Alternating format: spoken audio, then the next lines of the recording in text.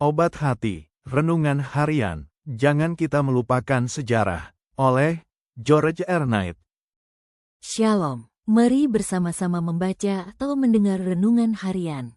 Kiranya firman Tuhan meneguhkan iman dan memberi pengharapan bagi kita semua. Hati-hati dengan janji Anda kepada Tuhan. 1 Samuel 3 ayat 8 dan 9. Lalu mengertilah Eli, bahwa Tuhanlah yang memanggil anak itu. Sebab itu berkatalah Eli kepada Samuel, pergilah tidur dan apabila ia memanggil engkau, katakanlah, berbicaralah, Tuhan, sebab hamba-Mu ini mendengar. Tetapi terkadang kita tidak mau mendengarkannya. Seperti kasus William Miller. Sekalipun pendengaran hati nuraninya mendengar dengingan perintah untuk pergi memperingatkan dunia terhadap bahaya yang akan datang, dia tidak berkeinginan untuk melakukannya. Saya berusaha melakukan apapun yang saya bisa untuk menghindari bisikan bahwa ada sesuatu yang dituntut dari saya. Dan saya pikir bahwa dengan berbicara tentang hal itu secara bebas kepada semua orang, maka saya sudah melaksanakan tugas saya, dan bahwa Tuhan akan menyediakan sarana yang diperlukan untuk menyelesaikan pekerjaan itu.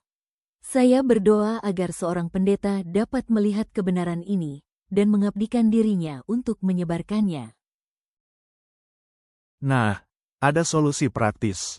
Mintalah beberapa pendeta untuk melakukan pekerjaan kita. Namun, saya sampai pada kesimpulan bahwa jika gereja mengandalkan para pendeta untuk menyelesaikan pekerjaan, maka akan memakan waktu lebih lama dari kekekalan. Kabar buruk, mungkin menurut kita, dari kabar baik ini adalah bahwa Tuhan memanggil kita masing-masing untuk melakukan bagian kita. Tetapi itulah yang tidak ingin dilakukan oleh William Miller sebagai seorang manusia biasa.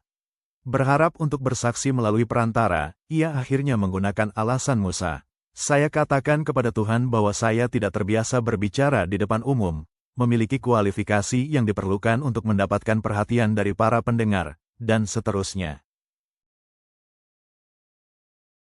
Tetapi ia tidak bisa memperoleh kelegaan. Selama 9 tahun berikutnya Miller bergumul dengan keyakinan bahwa ia memiliki tugas untuk dilakukan bagi Tuhan. Kemudian pada suatu hari Sabtu sekitar tahun 1832 ia duduk di mejanya untuk mempelajari ajaran Alkitab lebih terperinci. Tiba-tiba ia merasa dipenuhi dengan keyakinan bahwa ia perlu menjadi aktif untuk Tuhan. Dalam penderitaan dia berseru bahwa dia tidak bisa pergi. Mengapa tidak? Jawaban muncul. Kemudian dia mengulang-ulang semua alasannya yang sudah tidak relevan lagi. Akhirnya, kesukarannya menjadi begitu besar sehingga ia berjanji kepada Tuhan bahwa ia akan melaksanakan tugasnya jika ia mendapat undangan untuk berbicara di depan umum tentang topik kedatangan Tuhan. Dengan itu, ia merasa lega. Saat itu, ia telah berusia 50 tahun, dan tidak seorang pun yang pernah memintanya untuk menyampaikan topik itu sebelumnya. Ia akhirnya merasa bebas. Namun, dalam waktu setengah jam kemudian, ia menerima undangan itu. Dari situ, muncullah amarah karena ia telah berjanji sesuatu kepada Tuhan. Tanpa menjawab, ia keluar dari rumah dengan marah. Setelah bergumul dengan Tuhan dan dirinya sendiri selama sekitar 1 jam, ia akhirnya setuju untuk berkhotbah keesokan harinya. Khotbah itu adalah awal dari salah satu pelayanan yang paling membuahkan hasil pada pertengahan abad ke-19. Pesan moralnya, berhati-hatilah dengan apa yang Anda janjikan kepada Tuhan. Dia mungkin memiliki rencana yang lebih baik untuk hidup Anda daripada yang pernah Anda impikan. Kesimpulan, Tuhan terus memanggil, tetapi seringkali kita menunda karena takut dan merasa tidak mampu. Seperti William Miller, Tuhan mengajar kita bahwa ketaatan lebih penting daripada kemampuan. Saat kita mau mendengar dan melangkah, Tuhan sanggup memakai hidup kita untuk rencananya yang lebih besar.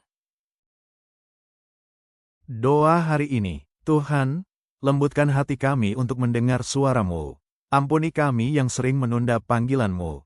Berilah kami iman dan keberanian untuk taat. Pakai hidup kami sesuai kehendak-Mu. Dalam nama Yesus, amin.